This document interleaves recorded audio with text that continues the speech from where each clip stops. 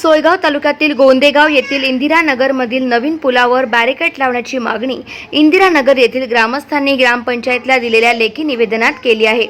इंदिरानगरमधील नवीन बांधलेल्या पुलावरून सतत शाळकरी मुले आणि नागरिकांची गुराढोरांची सतत वर्दळ असते आणि त्यात आता पावसाळ्याचे दिवस असल्याने एखाद्या वेळेस पाण्याचा अंदाज न आल्यास या पुलाखाली पडून जीवितहानी होऊ शकते।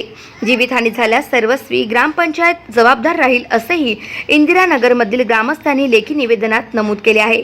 त्यामुळे या समस्येकडे गोंदेगाव ग्रामपंचायतीने लक्ष देऊन पुलावर बॅरिकेड्स बसवावे अशी मागणी लेखी निवेदनाद्वारे केली आहे।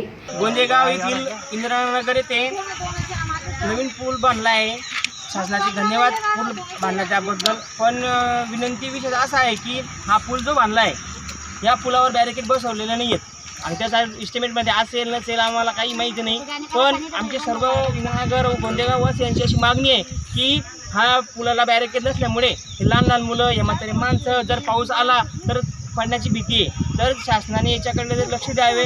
जर याची जीवितहानी जर झाली याला जबाबदार कोण आहे? तुम्ही बघू शकता की याला बॅरिकेड नाही आहे। शाळेच्या इकडे मोठं कॉलेजला शाळेत जावं लागतं मुलांना, म्हाताऱ्या माणसांना दवाखान्यात जावं लागतं, शाळेत जावं लागतं, शेतकरी कष्टकरी मोलमजूर लोकांना आम्हाला शेतात जावं लागतं।